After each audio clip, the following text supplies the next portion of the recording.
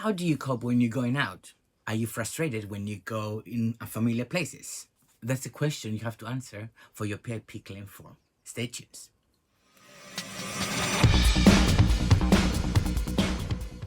Hello, I'm your host Zack, and this is an episode of mini series about how your disability affects you for PIP. And now we are in the activity number. Well, now it's question 13, activity 1, which is our last one, which was it was 11. Now this activity 12, but actually it's 1 because now we are in the mobility activity. It's only 2 episodes. They're quite long, so get ready to find out how you're gonna answer these questions so you don't have any struggle. So all my information that I providing to you is from benefitsandwork.gov.uk and Citizen Advice Peru, and of course the government's website gov.uk. So before we start, click the like button and subscribe to my channel to find out when's going to be my next video uploaded. It's not going to be it's not every day. Yeah. So what this activity really means. Question 13, mobility activities. Question number 1, going out. Question 13, mobility activities. Question number 1, planning and following a journey. That's what the activity is. What this question really means. This question is about how your condition makes it difficult for you to plan and follow a route to a place you know. It doesn't matter how you will get there. Plan and follow a bus or train route to a place you don't know. Cope in places that you don't know. If applicable, leave the house because of stress or anxiety. So if you find it difficult to leave your house. The DWP is interested in how you cope with both long and short journeys. Think about getting to local places like a local shop, friend's house, or a place you don't know. They're not interested in your ability to walk. This you can describe on your difficulties on the following activity, which is going to be the question 14, activity number 2. This question is especially important if you have sight or hearing difficulties, learning disabilities, autism, stress, anxiety, or any mental health condition. That's very crucial.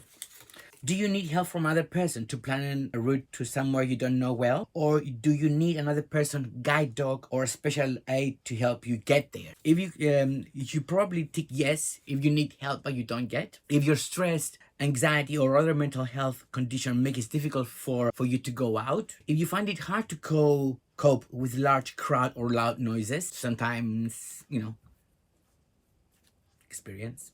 If you find it hard to cope with unexpected changes to a journey, for example, roadworks or diversions, like happens so many times, and it does stress the hell out of me. You only attempt a journey during quiet times of a day, for example, when the shops aren't busy or there's less traffic on the road. Do you need help from another person, guide dog, or special aid to get to a location that is unfamiliar for you? You should probably tick yes if you need help but you don't get, of course. If somebody helps you or encourages you to go out, someone goes out with you, your mental health condition makes using bus or train difficult, you can't plan a route to an unfamiliar place yourself, you find it difficult to cope with unexpected changes to a journey, for example, bus diversions or trains cancellations. And now I'm going to the benefits and works here. So it says here, what this activity is about. This is probably the most confusing of all the PAP activities, but it can lead to an award of the mobility component all by itself. So please take your time to decide if it might apply to you. It looks at your ability to reliably plan a journey and also your ability to actually undertake a journey. It is not intended by the DWP to include the difficulties you have with the physical activity of walking. These are covered, as I said before, in the next activity, moving around. Although falls due to seizure may be relevant. It is relevant if you have a mental health condition, learning disability, or sensory or cognitive impairment. You may get points if you have difficulties before you go out, such as planning or motivating yourself to go out. You may also get points if you can only go out when you are accompanied, or if you can't go out at all due to distress caused by a mental health condition. Full stop. If it takes you a long time, you can't do it safely.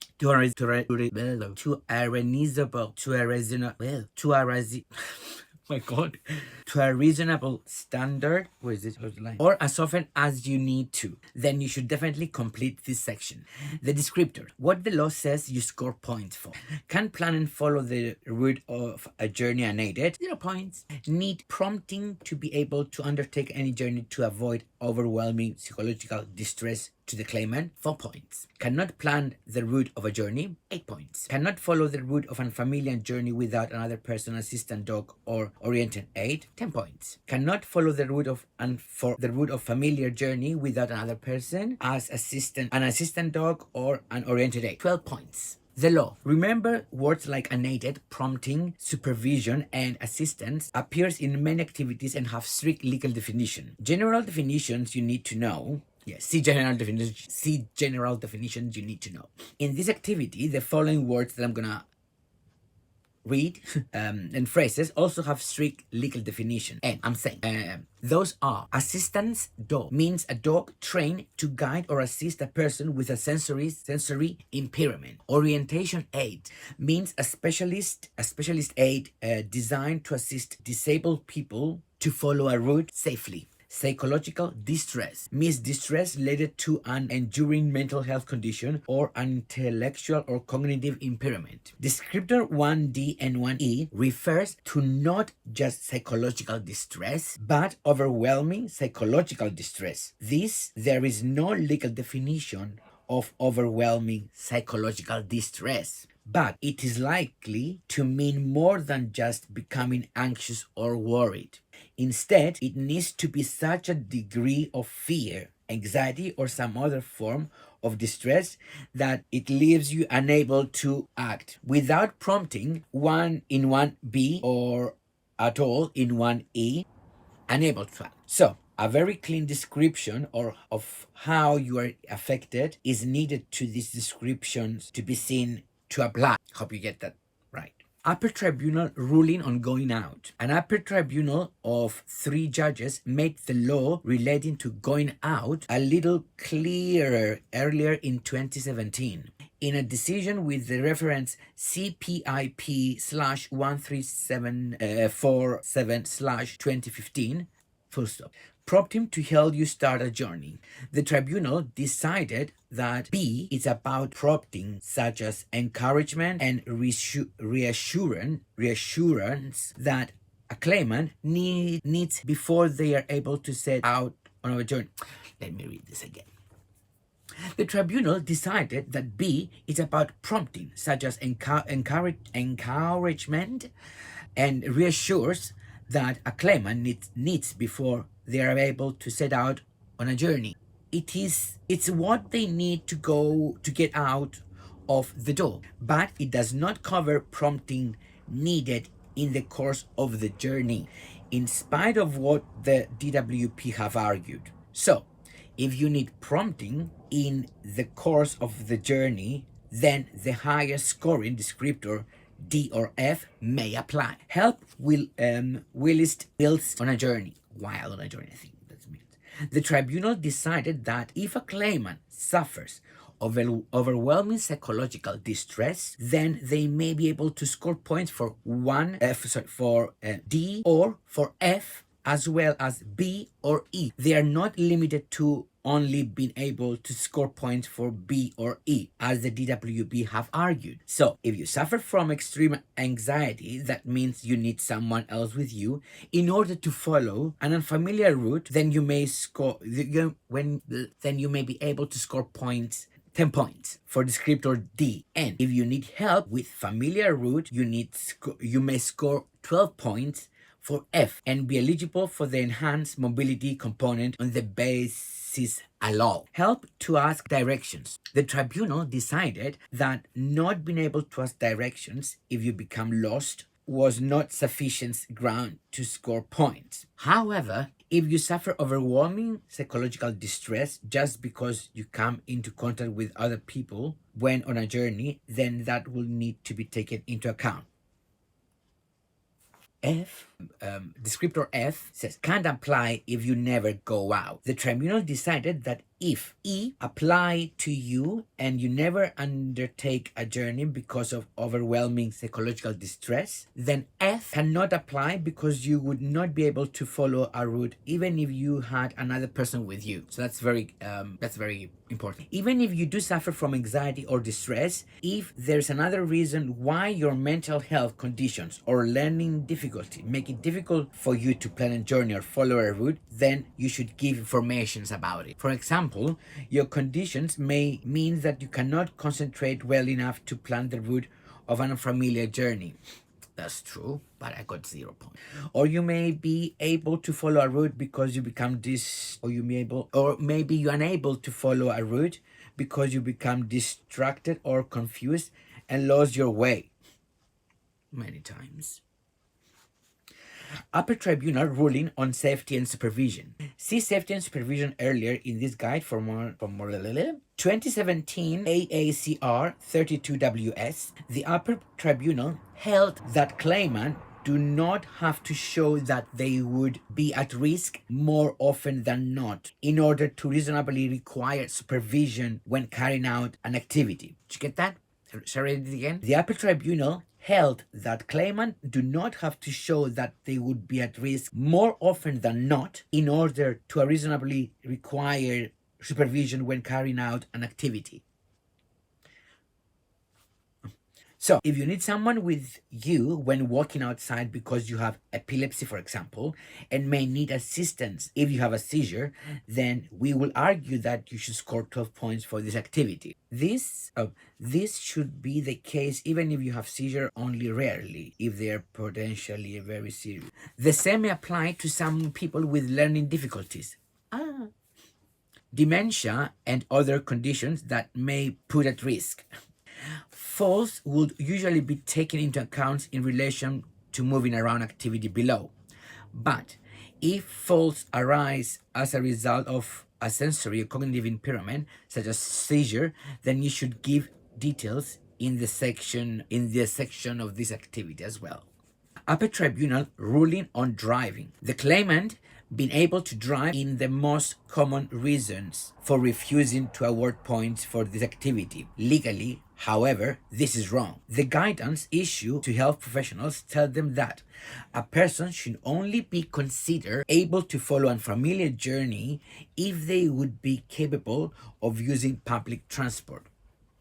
That's so wrong. The assessment of which should focus on ability rather than choice. The judge in CPIP/1094/2019 case entirely agree with that guidance. He found instead that, and I quote, "This is required you should consider the information above, including whether the descriptors apply to you, taking into account the definitions and whether you can do it reliably. If you are unsure, try answering the 6 questions that I'm going to say in a bit." And question 13b. Tell us more about the difficulties you have with planning and following a journey and how you manage them. This is your opportunity to explain in your own words why you should score points for this activity. Your answer should cover all the following 6 points. What condition caused you problems? You need to make the link between we said that before, you need to make the link between the effects of your conditions and the problems you have with planning and following journeys. Otherwise, the decision maker may argue that you simply prefer not, for example, have someone with you. For example, a visual impairment may means it's not safe for you to follow a route, or anxiety may means you experience overwhelming psychological distress if you attempt to follow a route without another person.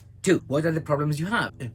You need to explain in as much details as possible your problems you have. As we explained in reliably, the most important P word above, you need to include details about the time. Does it take you more than twice as long as other people? Safety. Is there a danger to you or anyone else? Standards. How well can you do it and it does cause you issues such as pain, fatigue, or breathlessness? And repeatedly. Can you do it as often as reasonably required?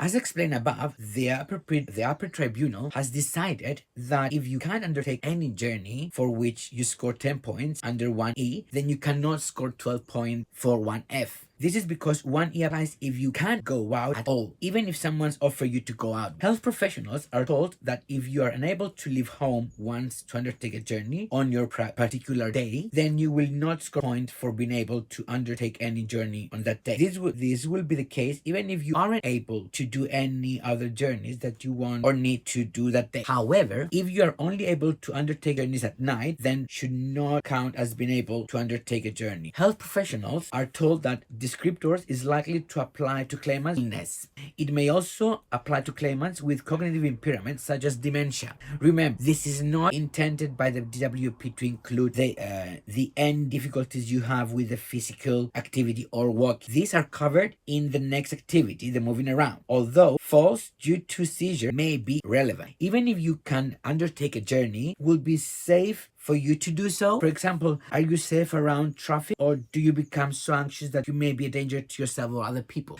For example, maybe you run into the street and hit by a car, and then you're gonna cause more accidents. Or if you went out once, would it leave you completely exhausted and unable to carry out other everyday activities? Would you be able to follow a route if there's a small disruptions or unexpected changes, such as roadwork or temporary bus stop? If this is the case, DWP guidance suggests that this means you cannot reliably follow a route without support. Personally, every time when I used to use the bus stop and it was the bus stop was not working, I never see the sign, and I was waiting, and then after many minutes, no one was around me, maybe one or two people, and I was like, why the buses are not coming? In Benefits and Work survey of over 1,000 claimants who had claimed the mobility component on mental health grounds, the most common reason for being refused was being able to drive or even just having a driving license.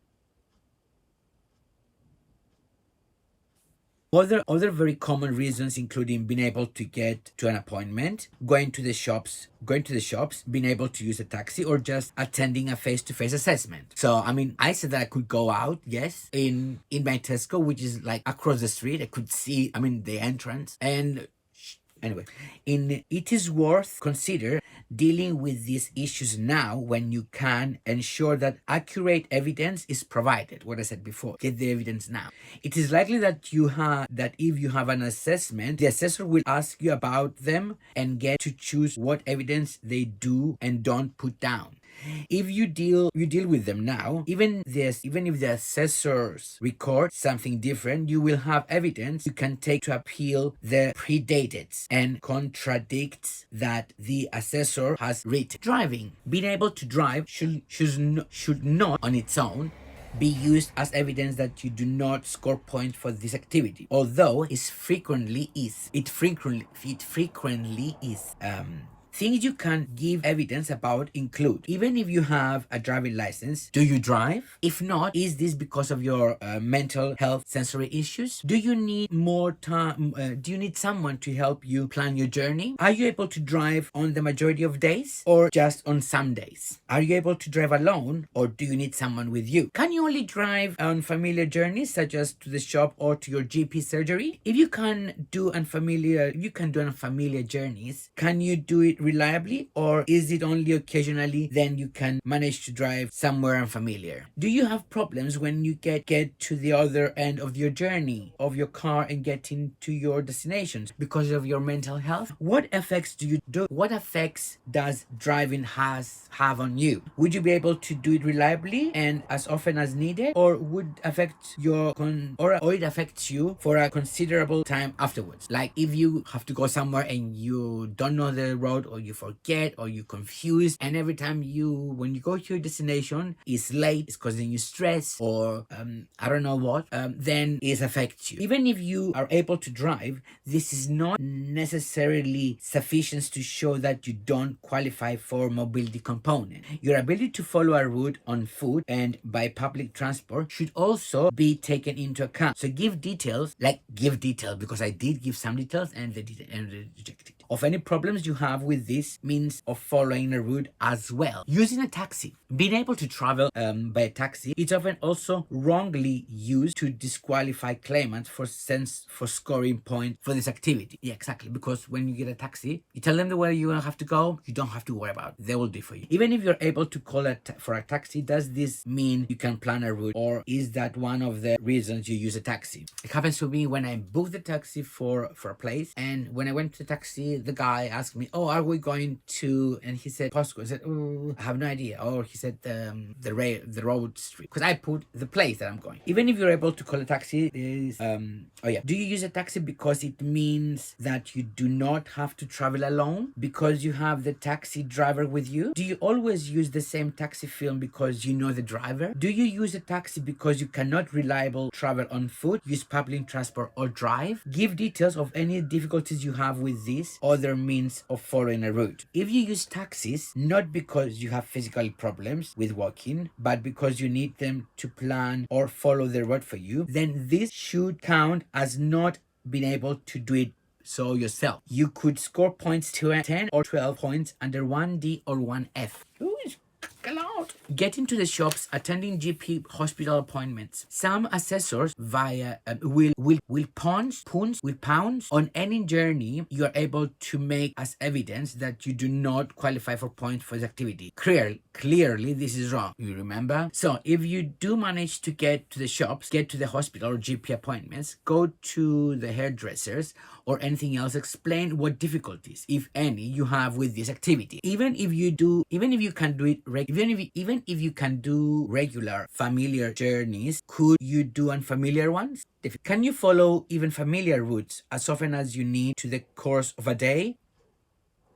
If I don't have a map, or I'm always, even if when I go something, even when I used to go to my work, so, a couple of years, I always had to check which road or which train I have to get into. Can you follow even familiar routes as often as you need to in the course of a day? What effect does completing these journeys have to you? Stress? Do you go alone or have someone with you? How do you follow routes on these journeys? Could you do them on foot, using public transport, or by driving yourself is necessary? I mean, I'm gonna get lost for sure. Also, these are likely to be local journeys, and CPAP/2567/2018 decided that all types of journey had to be considered. Getting to the assessment. Another common reason for being turned down is that the claimant managed to attend a face-to-face assessment and that they did not show signs of overwhelmed distress. Clearly, this isn't something you can deal with in your PAP2 form, as you have not yet had the assessment. But if you have had previously assessment, or you have attended a similar type of assessment, you could consider giving details on how you traveled to it, any difficulties you experienced, and what effect it had on you afterwards. Walking the dog. Being able to walk the dog was a surprisingly common reason for refusing to award any points for the activity.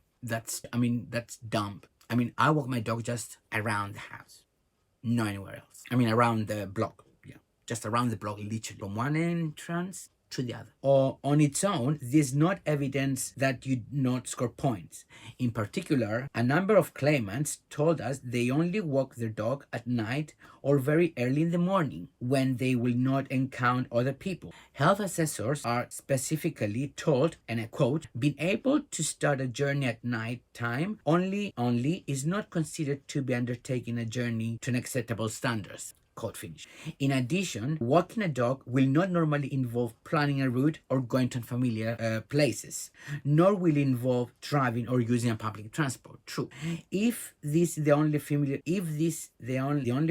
journey that you can follow, then it cannot be said that you can reliably follow the route of familiar journey. Other informations you can give. Do you have a visual impairment and need someone to warn you of hazards such as oncoming traffic and help you find your way? You could score points 10 or 12 points under 1D or 1F. Are you deaf and need someone to warn you of hazard that you cannot hear, such as approaching traffic? You can score points of possible 10 or 12 points under 1D or 1F. Do strangers or crowd makes you anxious and aggressive, perhaps because you feel threatened and vulnerable? Guidance for health professionals tells them that points may be scored in relation to violence behavior, but that there needs to be evidence that you cannot control your behavior and that having someone with you reduce the risk of being violent. You should score points 10 or 12 points under 1D, 1E, or 1F. Might you harm yourself if you were outside alone? Guidance for health professionals tells them that points may be scored in relation to someone who is actively suicidal in these circumstances, but that there must be good evidence that the person is a high suicide risk by, for example, high level involvement of community mental health service and a care plan. You could score possibly point 10, 12, or 12 under 1D or 1F. Do you approach strangers? Do you behave in some other way that puts you or other people at risk? You should score possible 10 or 12 points under 1D, 1E, or 1F. Do you get confused or disoriented if you are in familiar places? You could score points 10 points under 1D. Are you unsafe near traffic because you get distracted, perhaps by disturbing thoughts or voices, or by overwhelming feelings? You should score points possible 10, 12, or 12 under 1D, 1E, or 1F. Remember to include the effects or any medication you take. Does it make you drowsy, apathetic, or lethargic so that it is difficult to motivate yourself to undertake a journey? Does it make you too anxious or confused to undertake a journey? Does it make you dizzy or unsteady on your feet? Does it cause involuntary movements, dribblings, or other side effects which make you feel too self-conscious and vulnerable to undertake a journey? Can you give any example of distressing or dangerous experiences you have had as a result of your mental health conditions when undertaking a journey? Would it help if someone encouraged you to go out or come with you when you were in unfamiliar places? Can they help by monitoring your conditions and calm you down if you get anxious, panicky, or aggressive? Can they help if you get lost, confused, or distracted? If so, give details. But an upper tribunal judge has ruled CPAP/703/2018 that if just having someone with you is sufficient to avoid overwhelming distress, then this is sufficient. You don't have to show the specific things they do. Could score possible 10 points under 1D. Do you use aid or appliances? If, because of your mental health condition or disability, you need to use aid or appliances in order to follow a familiar journey, then you may score 12 points for 12 points for 1F. The kind of things might be relevant includes long canes, tracker breeze, Microsoft Soundscape. I don't know what this is. An ordinary sat nav, that's the GPS screen, I think, will not count as a specialist aid. It has to be one specially designed or modified to assist the disabled in follow a route safely. See PAP/3759/2016. I think that's wrong, because before they didn't have the benefits that a mobile can offer you at any moment. Can reach for you, it can show you the routes, where to go, and all this kind of extra help that you might seek. You should also score 12 points if you need someone to be with you when following a familiar journey to keep you safe or stop you getting lost. For example, to help you to avoid obstacles, to direct you, or to avoid overwhelming psychological distress. 4. Should you have help from another person? Help includes help you need but you don't get. So, for example, if you attempt to follow journeys without help and you often have to give up and return home because of anxiety, you get lost or overwhelming psychological distress or overwhelming anxious, then give details. Damn, that's long. Help can be in the form of prompting, supervision to keep you safe, or assistance. Number 5, is there a particular time of the day when you have problems? If there's a time of the day when you need to do an activity, activity, but you can't, then you should score points even if you can do it at all of the times of the day. So if you have sufficient focus and concentration to follow the route of journey first thing in the morning, but by afternoon you're too fatigued, we will argue that you score points for being able to do so. Number 6, do your ability vary? If your conditions affects you in the same way all the time, it is important that you say so. If your condition is variable, it is equally important that you explain how it varies and how this affects your what can do. To get points, you need to show that you are affected to more than 50% of the day over a 12 months period. If there's an unusually period of a day, weeks or months when you are able to do an activity, then explain this and give your best estimate on how much of the time this is. Although they are used repeatedly on the PAP2 form, don't use the word good days unless there are days when you have problem at all. Because this is what the DWP are likely to take them to mean. Sample answers. So again with the same order, yeah? Try answering these questions. What conditions cause you problems? What are the problems you have? Do you use any aids or appliances? Should you have help from another person? Is there a particular time of the day when you have problems? Do your ability varies? Sample 1. Because of agoraphobia, I have great difficulties going outside. I cannot go anywhere of my own, and just thinking about doing so makes me very anxious indeed. If I ever leave my front garden, I start shaking uncontrollably. My chest gets tight and I believe I'm going to stop breathing. My heart races and I break out in a sweat. The only way to control the panic is to go back inside my house. There is no aid or appliances I can use to help me. My doctor visits me at home because I cannot go to the surgery, and I have not seen a dentist for 3 years. I do all my shopping online and I get friends and family to pick up things, for example medication, up for me. I have these problems at all times of the day and every day. Almost finished. Sample number 2. My sight has been affected by retinopathy and associated blurred and obscure vision. I'm not able to walk on my own as I cannot read signs or see dangers such as cyclists.